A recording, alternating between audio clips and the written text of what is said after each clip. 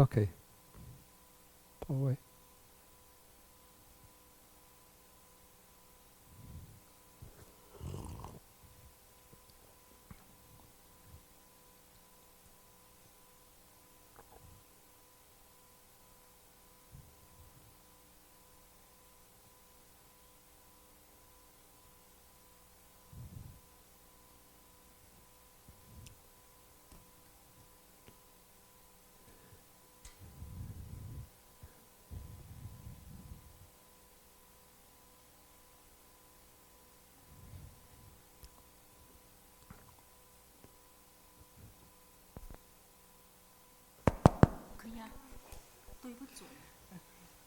But then my question is about, I don't know if you clarify it already or not. I didn't quite get it.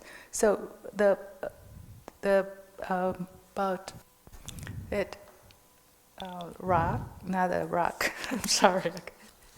The burning. No, the first simile. So, Yeah. but the it's already burning, right? So the burning should be the contact already. I think we could say that the burning is the contact. Oh, yeah. okay. So actually it's the analysis of the contact itself already. Yeah, though the sutta doesn't mention contact. But the burning is the contact. I think we could say that. Okay. But the sutta doesn't itself say that. But what is contact but the coming together of object, the sense faculty, object, consciousness. So here we have the coming together of the wick, the oil, and the flame. So you say the burning is the contact. Okay. But the sutta doesn't say that. It's just the way we would continue the simile, to unfold the implications of the simile. And the second question is about the term for delight and lust. Yeah. Can we render it as delight through lust? Otherwise, what's left for an arahat? Do we call an arahat happiness, delight too? So it's just a rendering of the compound in Pali, right? Yeah. So can we? I think it's treated as a dvanda, a dual compound. But the arhat will have delight, but it's not the kind of delight that's bound up with lust. But it's mental joy. But then why can we render that as the other kind of compound? As tapurisa compound?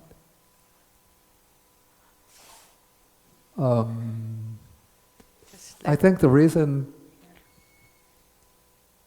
because there are some suttas which break it up and say that there should not be delight, should not be lust, which break up that compound. So you have the same statement made about nandi and about raga.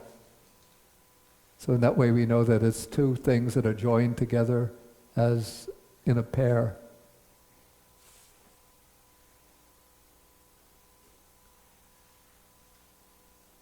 So delight through lust is not acceptable. It's not acceptable as a translation, but that's the intention, the meaning. But grammatically it's nandi and raga,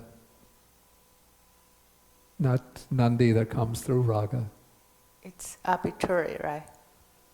When translating a compound in Pali, it's arbitrary. It's what? It's very arbitrary, because how can you decide it's a tapurisa compound or a dvanda compound? It's not always arbitrary. There are ways that one could understand how it's functioning. Okay. Thank you. Correct?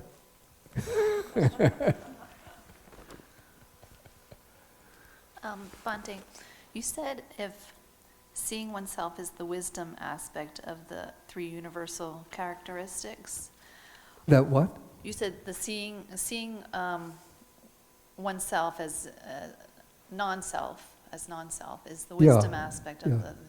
So what is dukkha and anicca? Is that like the vipassana aspect, the samatha aspect of the three characteristics? No, they're all part of vipassana or insight. It's just that there are three characteristics. And of the three, I would say the one that's the real target of the Buddha's exposition is the non-self aspect. But non-self is said to be very difficult to perceive on its own. And so the way to approach non-self, out of the three, the characteristic that's most immediately apparent is impermanence. Of course, there's no sort of philosophical understanding needed, but just whatever one observes, if one observes it closely and consistently, one sees that it arises and passes away. So impermanent becomes clear. Okay, and then from impermanence, one sees that whatever is changing, and especially what is subject to pass away, is not going to provide stable, lasting happiness, so it's dukkha. And then on the basis of those two characteristics, then the Buddha comes to anatta, that one doesn't want to hold. Actually, this will become clearer from the next sutta that we're going to take, how we go from anatta to non-self. Okay. So come back next week and get the Okay. clarification.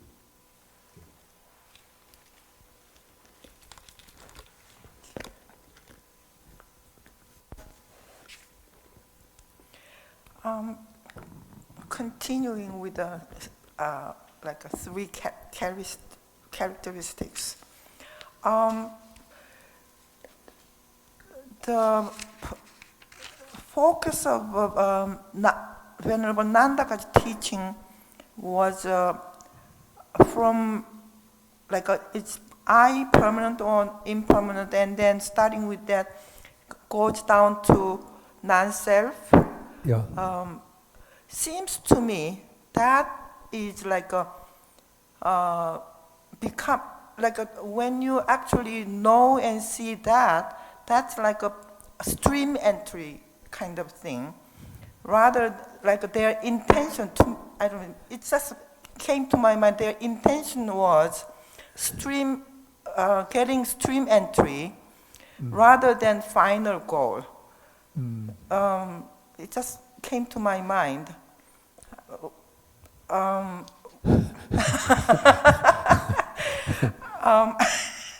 And the full moon could be when you have your intention, their intention is becoming a stream entry. Yeah. That could be their full moon. When you're not reached there, it's like a 14th day, not the 15th day. I think we can also interpret it that way. Yeah. What do you say there? That's actually somewhat the way the commentary explains it. What the commentary says is that for some the intention, I think the Pali word was used, was sankappa, like the wish, the aspiration. For some we're hoping to reach stream entry, some once returning, some non-returning, some arahatship. And so after the first discourse, they didn't fulfill that intention. But then after the second discourse, then they fulfilled their own individual intentions or aspirations. So those who wanted stream entry got stream entry, those who were aiming for once return got once return, those who aimed to become non-returners got that, and those who were aiming for arahatship got that. Stream entry. Well, that's the sutta itself says that the least amongst them was a stream enterer. And one other thing is the question, the teaching the Venerable Nandaka gave 3 times the exactly same teaching, right? 2 times, yeah. Oh, It just says 2 times. 2 times, exactly same and nothing added to. That's the way the text says it. But, we don't have like a tape recording from the period, so for all I know, he could have added some things, maybe presented a little, give a little difference in presentation.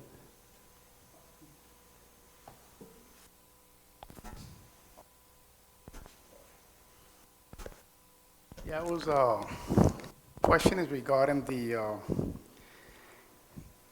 second, 7 enlightenment factors. Second what? I'm trying to get the enlightenment factors, yeah. yeah. States, when it comes to the states, you said that is wisdom. But what puzzles me is that if there is wisdom before rapture, then the Buddha spoke about the jhanas being on the third jhana, there's rapture. Yeah. The fourth jhana, there's none.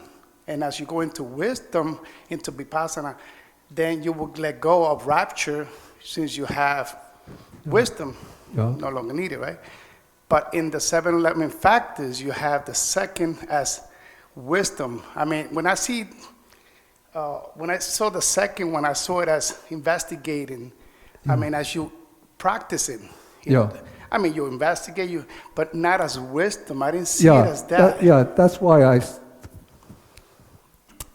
why I say that even though the commentaries and the Abhidhamma identify the second factor of enlightenment with wisdom, but I would be hesitant to say that this is I would think so, yeah. panya in the full sense of the word. Right. But it's more of, I would say it's the very elementary manifestation of wisdom. And the way I understand it, okay, we have a sequence of enlightenment factors here. The first is sati, or mindfulness. Yeah, mindfulness, yeah. Okay, now this is the way I would understand it, that, okay, when one is trying to attend to an object with mindfulness, say the breath or sensations, whatever, then one starts to become aware of the states of mind as well. Okay, and so I would say it's the function of this enlightenment factor of investigation or discrimination to distinguish what are the unwholesome mental states that have arisen, what are the wholesome states. And so then one is able to distinguish, between the wholesome and unwholesome mental states that have arisen. What are the factors that are the hindrances or the obstacles? What are the factors that are beneficial or helpful to the progress? Yeah, but take, for example, you're practicing, a metta. And metta, there's investigative states, but you're still not practicing vipassana. It's not there yet. You're actually just doing a samadhi. You're still doing concentration, not the other way around. So I don't see that in there as wisdom. It may be some form of wisdom, but not in the sense of vipassana. Is that right? Yeah, it's not yet in the form, the way I understand it, it's not yet in the form of vipassana, but it's the ability to distinguish one's mental states and to know which are harmful and obstructive, which are beneficial. Right. And then it's followed by energy, and energy, the function of energy, is to eliminate the unwholesome states and to strengthen the wholesome states. And so this is why energy comes after investigation. But as I said, investigation doesn't just drop out of the picture, but it continues as the other enlightenment factors come to manifestation, and then the function of investigation turns to examining the nature of the actual nature of phenomena. Then it becomes what we call panya or prajna, investigative wisdom. Thanks for clarifying. Thanks, Bhante. Anybody else?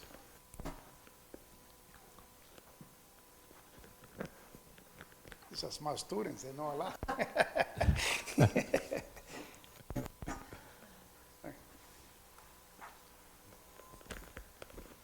Somebody was saying to me the other day that stream enter, you don't actually have to be enlightened to be a stream enter, as long as you have unshakable faith, understand that there's no permanent self and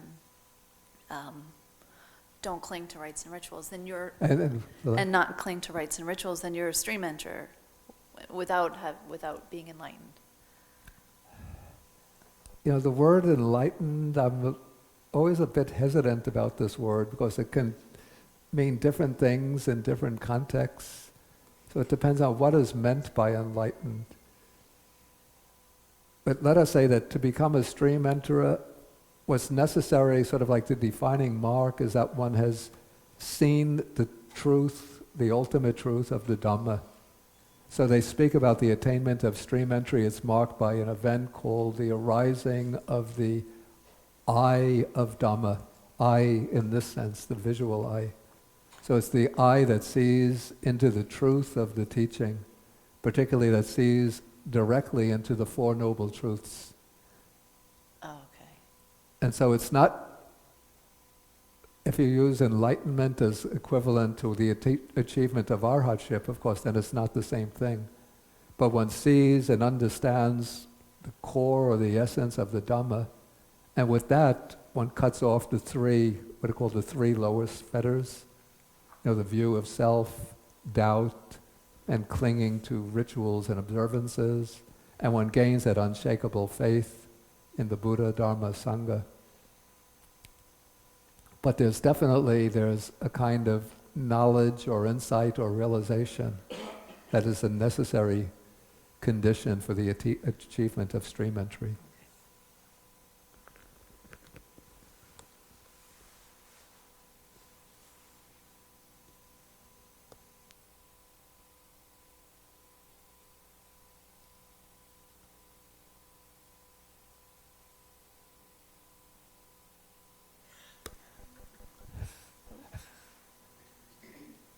Did you?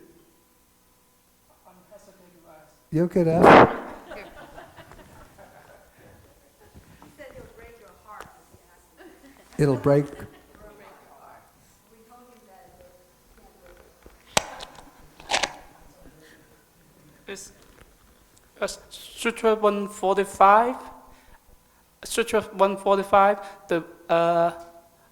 I don't know how to pronounce the Venerable's name. It's not even afraid of death, and then it go to teach the Dharma. He's not even what? He's not afraid of anything, not even being killed. Yeah. And this sutra is not just a concubine from former life. It's more scary than his own life. Wait. Maybe because this microphone is causing a crackling sound. It's my No, I'm sure it's not your English. It's the mixture of the crackling sound with your natural voice. It's the commentary try to arrange two sutras side by side. The Sutra 145, Yeah. the Arahant is not even afraid of being killed while spreading the Dharma. Yeah. And this sutra, the Venerable is hesitant to teach the Dharma to concubine of former life. So sit a little bit further away.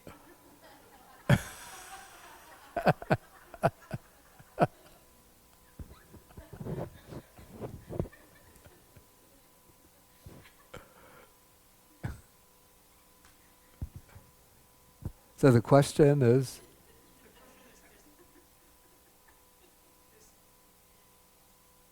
Why is not willing to teach the bhikkhuni because they're concubine of the former life? I see.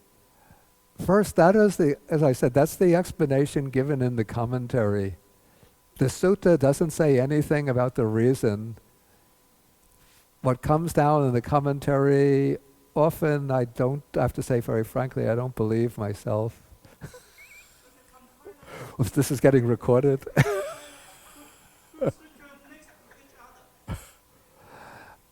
That, I don't think that has anything to do with it. Because this explanation first, about the reason for his hesitation to teach, it comes from the commentary, not in the sutta itself. And what brings these suttas together is that they're all involved with the 6 sense bases. So that is sort of the unifying thread. And maybe, I don't know, I didn't check the arrangement in the Chinese version of the Madhyama Agama, but they might actually in the Chinese Agamas.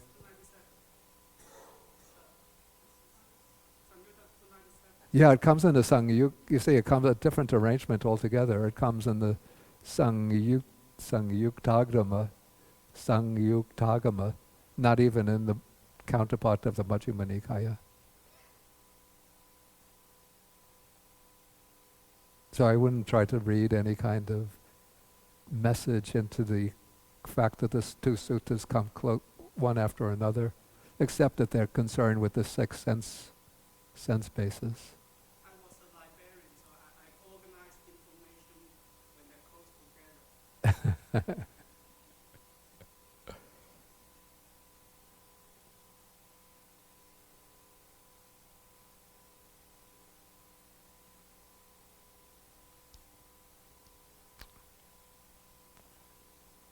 Okay, anything further?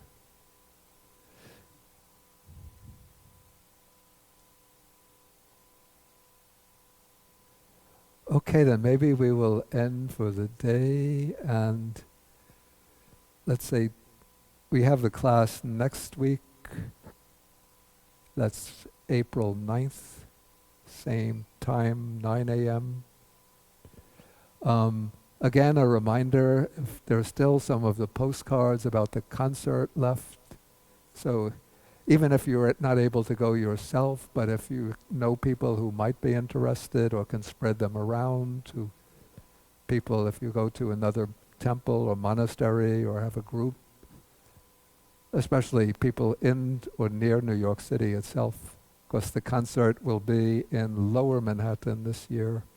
It's called the Middle Collegiate Church. It's 2nd Avenue. I think it's probably near 11th Street, 12th Street. And then if we're going to have a cleanup at Taishu Hall, this will be after a 3-month break. And that we could use some extra help, especially people who are strong and willing to do some mopping. So please, if you want to volunteer, Edwin has already volunteered his service. Usually we have Bowe, Johnny, Sandy, anybody else who's free. Okay, good, because Chris could help with especially the mopping downstairs. And Kairi said that there's a table downstairs in this building to be moved into the children's room. Kairi, you could point out where the table is. Yep. Okay, then you bring your own.